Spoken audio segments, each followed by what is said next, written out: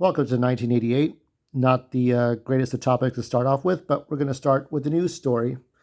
And this was, I guess it's, what are we doing here? 4 minutes read. This was released on Tuesday, earlier today. Authorities ID a girl whose body was hidden in concrete in 1988 and arrest her mom and boyfriend. So this is Kenyatta Odom. And that's good news. But this was not. This is hard. So her body was found encased in concrete and dumped in the woods. And I guess it was identified 35 years later, authorities said Monday, as they announced. And oh, good. So I'm glad that the mother and the boyfriend are arrested. Yeah. So this is a horrible thing. Baby Jane is no longer around. Is no longer unknown. So yeah, this sucks. But yeah, I mean, it kind of reminded me of Gabriel Fernandez. Uh, both the mother and the stepfather are in prison. Good, never let them out. So this is a thing that kind of moved me a bit, and it reminded me of something. It reminded me of baby Jessica. Now this is the first time I could remember something happening to a child. Now, up until this event, I was around 10. Okay. What do we learn in school? We learn don't play with matches, don't get in car with strangers, don't do drugs, look both ways, right? And we were learning the typical dangers they teach you in school, and what Bugs Bunny and Garfield and the Chipmunks, right? They teach you don't go with strangers, don't do drugs. If a man offers you something, tell the police, right? The typical things that kids have to watch out for, parents have to watch out for. And of all the things that have ever happened, it was um, that it was not, don't fall into a well. So the story behind this is I had to do a little bit of research. Was that Jessica McClure? Yeah, the little redhead. So Jessica McClure, her aunt, I don't know if her aunt was sleeping or what, but she was outside unattended. I'm guessing, and she fell into the well, and she was there for 56 hours. I mean, 56 hours.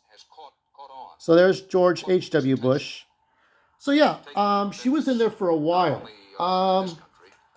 So there was a contortionist who had no collarbone, who probably should have gone down in there because from what I read, the paramedic that climbed down into this like thin shaft, right?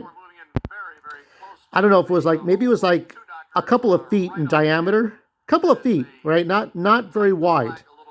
Okay, not even as wide as say you could fit a car into it. You can't fit a car into that well.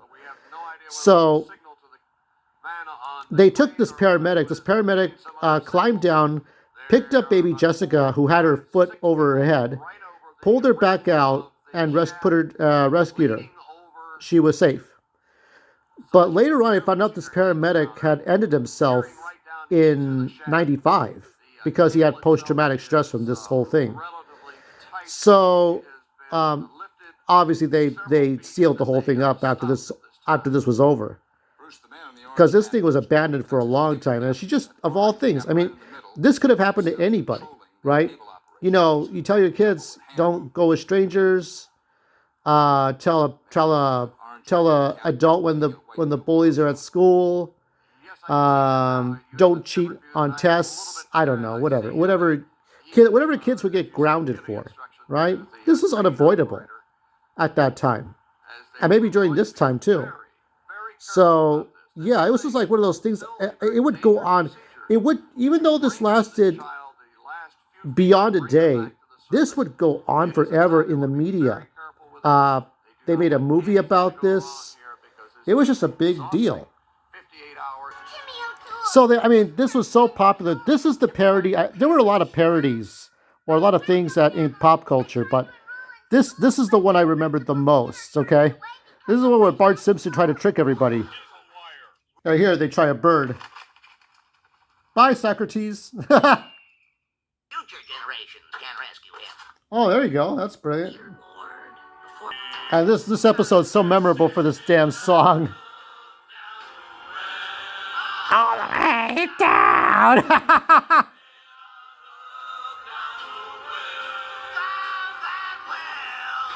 No, what happened with Kenyatta was tragic. Nothing could be done. But as far as baby Jessica, did she really make it, not just physically, but mentally?